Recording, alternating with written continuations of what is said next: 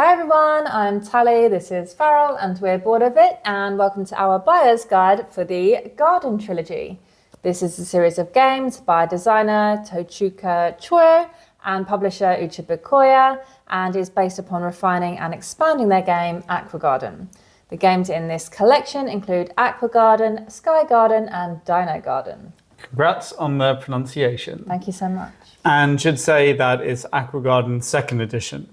So in this buyer's guide, being a buyer's guide, we are going to take you through what the games are, how they play, how each one is different to the others, and then we're going to tell you what we think. But before we jump into that, know that we are provided these copies by the publisher, and they are not final production copies as the Kickstarter hasn't come yet, but they are the final games. So some elements of production may change, but as you'll see, I think they look pretty damn good.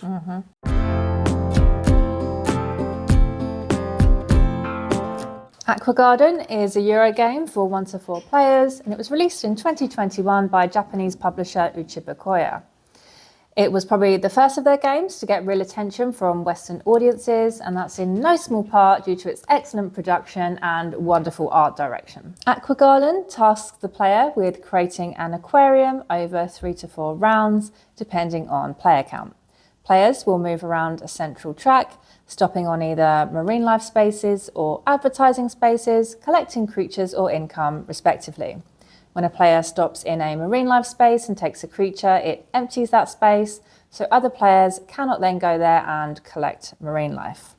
After collecting the creatures, but before placing it in their aquarium, players must move their employee 1 to 3 spaces on their player board or their aquarium, and then they may place the newly acquired creature in one of the 2 tanks that the employee is now adjacent to. They'll also have the opportunity to buy coral or seaweed or creatures that have been discarded into the central pool. Now, each creature requires a different amount of oxygen, and there's limited oxygen available in each tank, although adding seaweed to a tank can boost oxygen. Some creatures require certain conditions to be met, like turtles need to be in tanks with seaweed, or sharks and certain fish aren't able to live together in the same tank. You'll want to create certain combinations in your event tanks, as that will get you some additional income, and you'll want to create other certain combinations in your other tanks, as that can get you bonus points and free fish from milestone cards, and also get you income from advertisements. At the end of the game, you'll score a set amount for each creature, points for leftover money, and score points for any milestone cards you've achieved. If playing with advanced fish, which is an optional module that lets you buy special fish when stopping at advertisement spaces, you'll also score up for these, with each special fish scoring differently based on what else you have in your aquarium. Aqua Garden is a game with a rather simple rule set. Move on a track and collect fish or money. However, the competition for marine life and spaces on the board, combined with your employee constantly moving, really elevates the decision space and asks for some serious forward planning from you, which creates a game that is rather easy to teach, but is a lot trickier to play than you'd initially expect.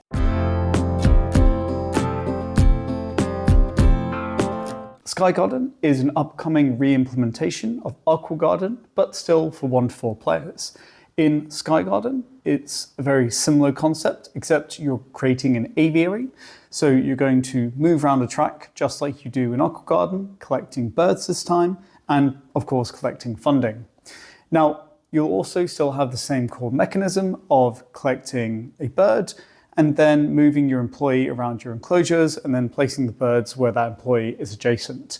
And similar to the oxygen consideration, you now have a size consideration where each bird has a different size, and you're going to have to manage that when you put them in the enclosures. Now, generally, when we talk about Sky Garden, if we don't mention specifically something, you can assume that it works the same way as Aqua Garden. First up, the way you collect your animals has changed. Whereas before, the meeples themselves were placed on the track, and when one was gone, it's gone.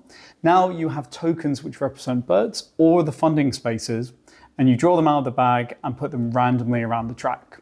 So this has 2 significant changes. The first, that the funding spaces are varied each round, And the second is that multiple players could go to the same space within the same round and still get something, which wasn't possible in Aqua Garden.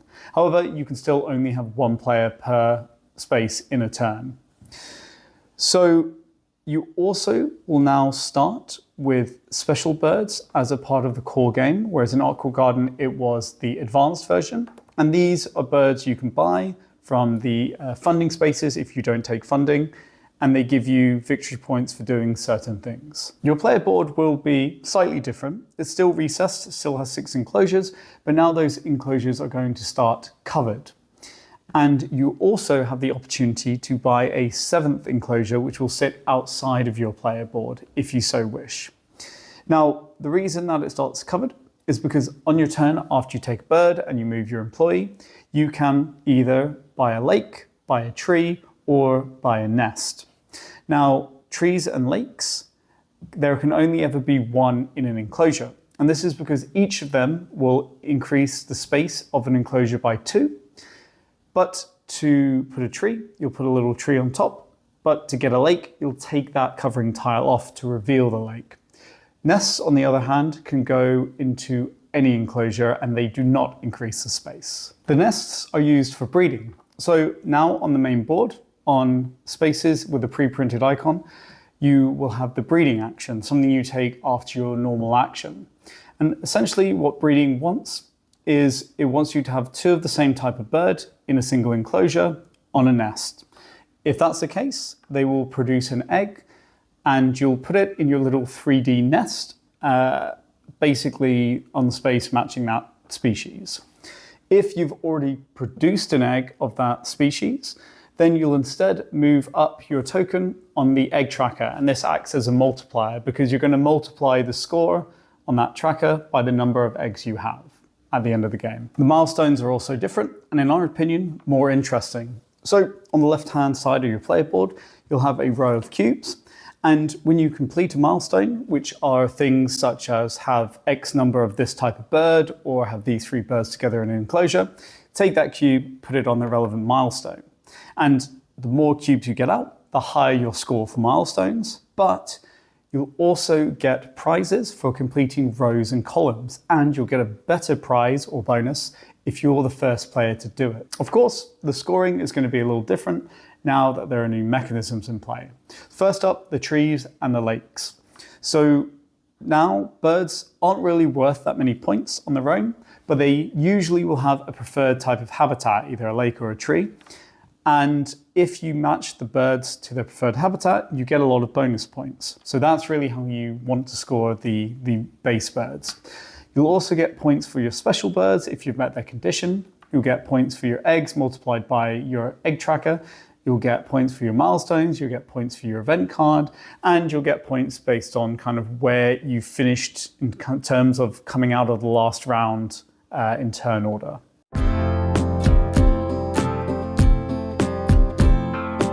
Dino Garden is an upcoming re-implementation of Aqua Garden for 1 to 4 players. Now, it has the same core as Aqua Garden, e.g. you're going to move around a track, collecting dinosaurs, putting them in enclosures, moving your employee, but it manages to quite excellently layer on several mechanisms to increase the decision space and the thought complexity, but without increasing the turn-to-turn complexity of what you're doing. So we're going to explain what's different, and please note that if we don't mention something, then you can assume it's the same as it was in Aqua Garden. First up with the changes, the way you collect animals, dinosaurs in this game. So before, you would pick up the meeples from the spaces you land on. Now there are tokens which are drawn out of a bag, and they might have dinosaurs or they might have funding spaces. So the 2 big changes: 1, multiple players can go to the same space within a round, although still only 1 player per space per turn. And the fact that the funding spaces will be randomly distributed. So you can't count on where they are. There might be 4 in a row. And another thing about the funding spaces is that now you just get a set amount, 3 coins, rather than trying to meet specific goals which can vary how much money you get. Then you will also have special dinosaurs included from the beginning of the game, because in Aqua Garden, the special marine life, they were a kind of advanced version of the game. But here you have them from the start, and they are things that can be bought from the funding spaces. Your player board will also be a little bit different, still recessed, but now the different enclosures have a covering for that recess. And this is because underneath the recess is a lake, but on top of the recess, you can put a volcano. And these are things you can buy after you take a turn where you collect a dinosaur, move your employee. You can buy them from the center, but you can only ever have one of them in a single enclosure. So either a volcano or a lake. And this is because they will expand the area of that enclosure by 2. So similar to the oxygen requirement in Aqua Garden, dinosaurs have size requirements. So this can help you expand your enclosures to fit more in. Now for some new mechanisms. Dinosaurs will be classed as herbivore or carnivore. Herbivores will produce certain types of meat tokens, whereas carnivores only want to eat a particular type of meat tokens, with there being 3 different types of meat. So the game becomes trying to get the meat to the right carnivores. And you have a second employee to help you with this, who sits on a second track on the outside of your board.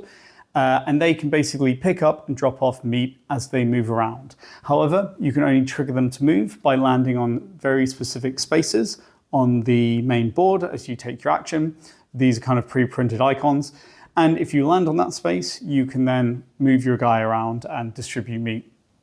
So this is something you want to do, because at the end of the round, the carnivores will consume meat, although you're also going to lose any meat that isn't consumed, but then herbivores will produce more meat for the next round. But the key reason you want them to eat the types of meat that they want is because this will let you move up a track on the top of your player board. And these tracks are asymmetric, so you'll randomize them each game, which is quite cool. And each one will give you different bonuses, usually a mix of kind of one-time bonuses, instant bonuses, but importantly, each one will let you score extra points for certain types of dinosaurs, which means you can end up with quite a lot of points for a particular type of dinosaur each time you have that dinosaur. Milestones are also handled a little bit differently. So they'll be randomized, so you'll have a kind of top tile and a bottom tile, and they'll be put together in the middle of the main board. And there'll be things such as have X amount of this type of dinosaur, or have these dinosaurs together in an enclosure. And when you complete one of the half, you'll put your cube on it. And then if you complete the second half, you'll move your cube in between them. So the earlier you complete a milestone, the more points you get. But importantly, and which is one of my favorite improvements, you could say, in Dino Garden, you have a hand of milestone cards, which are bonus cards. So when you complete a milestone, you can then play one of those cards, and they have quite good rewards. So there's also an incentive to get a lot of milestones completed, so you can play these cards, which give you some good bonuses.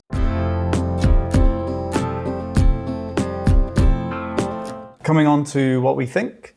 We really enjoyed the core that is at all 3 of these games. So I think initially you look at the rules and you kind of question, where is the game here, like we did, at least with Aqua Garden, maybe not so much with the others, as they layer on more complexity.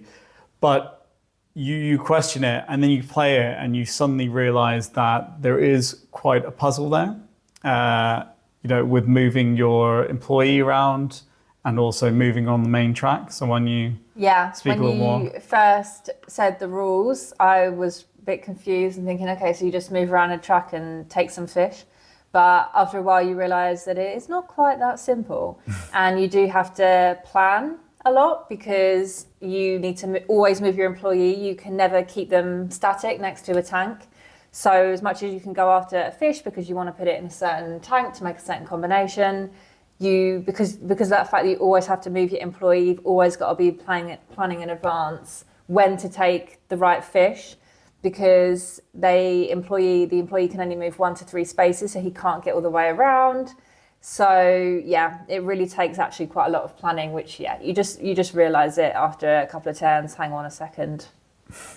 And I think what Aqua Garden, by extension, the other games do really well is having a very simple turn-to-turn experience. You move someone again, and then you put your bounty into your enclosures.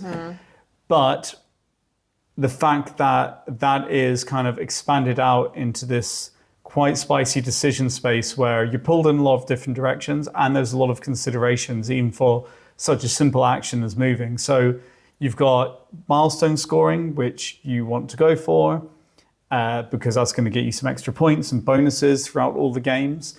So you're pulled in that direction to get those type of marine life, fish, dinosaurs, birds.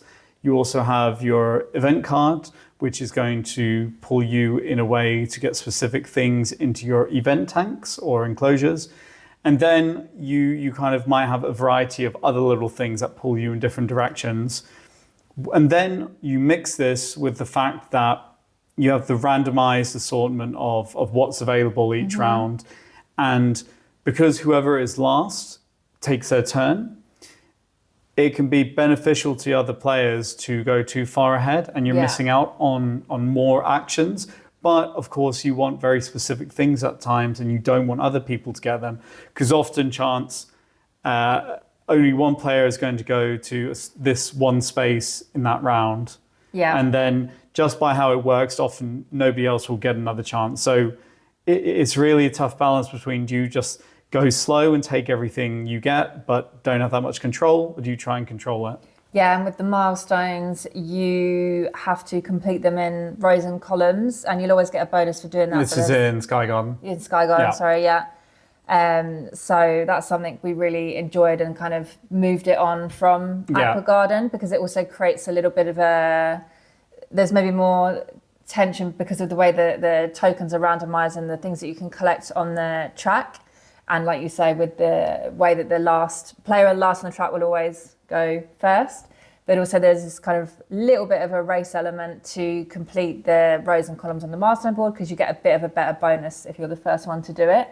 So then that makes you go after certain things on the track because you want to complete it, and it is driving you in different directions. So there's definitely more things that you can lean into in both Sky Garden and Dino Garden, I think, than Aqua Garden, and just it's hard to kind of put into words, but like the core is there, and then you're just like going outwards more and more. But once you've played Aqua Garden, it's super easy to get into the others because the turn-to-turn gameplay is the same relatively. There's just like more stuff there's more to think about. They layer in quite excellently some new mechanisms, and that just broadens the kind of complexity. Makes it sound like you might be scared off, but it's like decision complexity rather than game complexity. And we really like the new additions. You said about the milestones in Sky Garden. I really like that because it takes something very omnipresent in games and very boring. Do this to get some points, and makes it more of a game with these matching rows and columns. I think that the egg mini game in Sky Garden is quite nice as well. It kind of, again, it's just another way to draw you in a certain direction, because now you want same birds in an enclosure. And then obviously among all three games, you have this balance of space in an enclosure, which is quite interesting. So you can't just like throw a bunch of stuff in there. You've got to manage that. And then if you come onto Dinosaur Garden, I also like how it expands in a different direction. But probably keeps about the same complexity as Sky Garden. Where you have this predator track and the little meat worker who's moving around.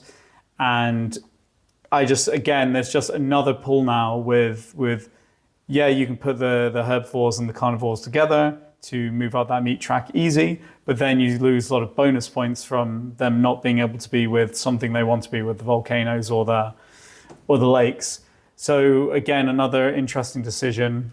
And I also like how these predator boards are very symmetric. So then each game you have different considerations and different bonuses. I think like all of them, but particularly Dino and Sky Garden, is so interesting because you kind of say this requires you to plan a lot, but at the same time you're so at the mercy of what's on the track and what the other players do. So it is very interesting that, yeah, as much as you need to plan in terms of where your worker goes and where you want to put certain things, you cannot guarantee that you're going to get those certain things. So it is about maximizing what you can do in the moment as well. I think it's just quite a nice balance between planning and being kind of opportunistic with what comes up. Maybe that's where the kind of joy of it is. I think I really like that it's like you're making these tactical micro decisions like over and over. So you get like a lot of decisions throughout a game, but the games, they play in a really nice time. Yeah. So I think that's something as well. Yeah. So coming to, what do we think? As we said, I think these two are kind of level in complexity and a bit more complex than Aqua Garden. Personally, Aqua Garden is my least favorite, but that's not because I'd say there's anything particularly wrong with it. I just think it's too simple for my taste. And also now I can see where certain elements have been improved. But Aqua Garden is still a great game if you're looking to have very low complexity and maybe share with non-hobbyist gamers, and also obviously the excellent components, has a great table presence. So it has that nice kind of, people are going to stop and say, oh, what are you playing? Or they will with any of them, but at least anyone can join in, I think, with Aqua Garden. Yeah, agree. My preference is Sky Garden. And I think it is very difficult to choose between these two because, like you said, the complexity level is the same. They do like slightly different things with what you can choose from. But I think just the milestone kind of board, the way that works, and just prefer birds to dinos. What can I say? I think if you're like undecided between these two, that could just be a deciding factor. Do you want dinos or do you want birds? Yeah, I think similar. That's why Dino Garden is my favorite. I think I do like the mechanisms in Dino Garden a little bit more, and I like the theme a little bit more. But I will say that I do think one of the best elements out of all three is the milestones in Sky Garden. So I think you win there. But I definitely, and I think we both agree on this, don't think that you will need all three. No. I think they are all very similar at the core. You are doing the same thing in each, although I will say that both Dino Garden and Sky Garden, they kind of twist the core quite excellently. Like some very, as you said, like easy twists to get on board with if you've played Aqua Garden, but that it's not, that it does make them feel distinct and different. Yeah. But again, it's kind of, it's always up to you, right? I think I would personally recommend definitely get one and maybe two, like Sky Garden, Dino Garden, I think you could have because they have more going on. But yeah, I can't see why someone would need all three, although we enjoy having all three. 100%. I mean, if you fancy it and you like that kind of thing and you're a completionist, then I don't think you're going to be upset to have all three. I think that's the thing. But you don't need them. They are, in the grand scheme of, everything, they are like relatively similar. You could even maybe go for like an Aqua Garden to play with the family, maybe. Yeah, exactly. If you want to play with different audiences and then choose one of the other two to play with an audience that prefers something a little bit more complex, could be a nice combination as well. But yeah, if you get all three, don't think you'll regret it. But, if you're worried about space, then you definitely don't need all three. Yeah, I think, to be honest, like we had Dino Garden and Sky Garden, we would play both. Yeah. Because we'd want to play both and experience them. So there is that element. But that is our buyer's guide for the Garden Trilogy. It's a trilogy we really, really enjoyed playing. It was really fun getting to explore all three games and see how they changed. And we really liked how they changed, but we also liked the core. I think it's a very strong core, and that's what makes this series so great to play. So please ask us any questions. Please subscribe if you found this helpful. And we really appreciate you watching, and see you next time. Bye. Bye.